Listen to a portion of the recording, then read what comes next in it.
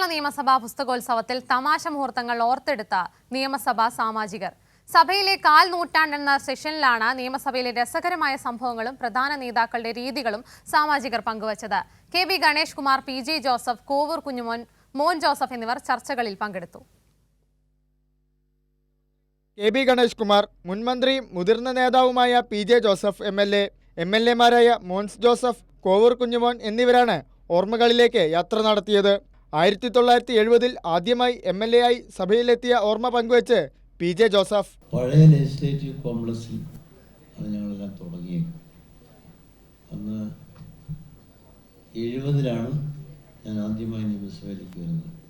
സീതി ഹാജി ഈ വനം സംരക്ഷണത്തെ പറ്റി പറഞ്ഞപ്പോൾ ഈ നാട്ടിൽ മഴ കുറയുന്നതെല്ലാം ഈ വനമില്ലാത്തതുകൊണ്ടാണ്. അപ്പോൾ സീതി ഹാജി പറയാണ്, ഞാൻ ഗൾഫിലേക്ക് കപ്പലിൽ പോയി അറബിക്കടലിൻ്റെ നടുവിൽ വെച്ച് വലിയ മഴ.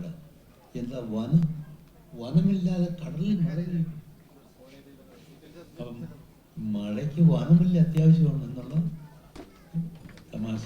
2001 ആദ്യമായി സഭയിലെത്തി തന്റെ കൂടെ അക്കാലത്ത് സഭയിലുണ്ടായിരുന്ന 57 പേരെ ഒരുമിച്ച് ഓർക്കുകയാണ് കോവൂർ കുഞ്ഞുമോൻ. വി.എസ്. അച്യുതാനന്ദൻ മുതൽ കാനത്തിൽ ജമീല വരെ ഇന്ന് ഇല്ലെന്ന കാര്യവും കോവൂർ കുഞ്ഞുമോൻ ഓർമ്മിച്ചു. ഞാൻ നിയമസഭയിൽ വരുമ്പോൾ എന്നോടൊപ്പം ഇപ്പോഴില്ലാത്ത 56 പേരുണ്ട്. 2001 മുതൽ ഏറ്റവും അവസാനം 2026 ശ്രീ വാഴൂർ സോമനും അതേപോലെ തന്നെ കാനത്തിൽ ജമീല, എത്രയോ വീരശൂര പരാക്രമികൾ നടത്തിയ പ്രസംഗത്തിൻ്റെ ഇടയിലാണ് ഞാനും വന്നിരുന്നത് എന്നുള്ളത് വളരെ സന്തോഷം തോന്നുകയാണ്. സഭയിൽ തന്റെ ആദ്യ പ്രസംഗം കേട്ട് എല്ലാവരും അഭിനന്ദിച്ചപ്പോൾ മീഡിയ ഗാലറിയിൽ ഉണ്ടായിരുന്ന അന്നത്തെ ഒരു മാധ്യമ പ്രവർത്തകൻ മാത്രം വേഗത കുറച്ച് പ്രസംഗിക്കണം എന്ന് പറഞ്ഞത് ഇന്നും ഓർക്കുന്നുവെന്ന് മോൻസ് ജോസഫ് പറഞ്ഞു. എൻ്റെ ആദ്യത്തെ പ്രസംഗ ദിവസം പ്രസംഗിച്ചു കഴിഞ്ഞപ്പോൾ എല്ലാവരും ഇവിടെ പറഞ്ഞ പോലെ ഭരണകക്ഷി പ്രതിപക്ഷ ഭേദമന്യേ എല്ലാവരും ക്ഷയിക്കേണ്ടത്, എല്ലാവരും പ്രശംസിച്ചു, നന്നായി സംസാരിച്ചു, കൊള്ളാൻ കുഴപ്പമില്ല.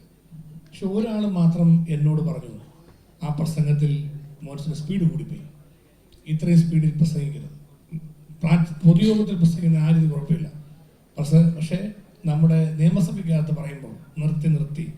പക്ഷെ ജോണി ലോക്കോസ്, മാധ്യമ സുഹൃത്തുക്കളുടെ ഇടപെടൽ നിയമസഭാ രംഗത്ത് വളരെ പ്രധാനപ്പെട്ടതായി എനിക്ക് അന്ന് മുതൽ അനുഭവപ്പെട്ട ഒരു കാര്യമാണ്. അവരുടെ തിരുത്തലുകളും അവരുടെ സഹായങ്ങളും ഏറ്റവും പ്രധാനപ്പെട്ട തന്നെയാണ്. സഭയിൽ തന്റെ ആദ്യ പ്രസംഗം മന്ത്രിയായിട്ടായിരുന്നു എന്ന് ഗണേഷ് കുമാറും ഓർത്തെടുത്തു. ഒരുപാട് നേതാക്കന്മാരുമായിട്ട് ഇടപെട്ടാണ് ഞാൻ വളർന്നത്. 25 വർഷം മുമ്പ് ഞാൻ വരുമ്പോൾ ഈ പറഞ്ഞ ആദ്യ പ്രസംഗം നടത്താൻ എം.എൽ.എ നിലയിൽ കഴിഞ്ഞില്ല, മന്ത്രിയായിട്ടാണ്. അന്നത്തെ ആദ്യത്തെ ബഡ്ജറ്റിന്റെ മറുപടി പ്രസംഗത്തിലാണ് ഞാൻ ആദ്യം പ്രസംഗിക്കുന്നത്, മന്ത്രിയായിട്ടാണ് പ്രസംഗിക്കുന്നത്. എനിക്ക് എം.എൽ.എ ആയിട്ട് ഈ രണ്ടുപേരും പറഞ്ഞ പോലെ എം.എൽ.എ ആയിട്ട് പ്രസംഗിക്കാൻ കഴിഞ്ഞില്ല.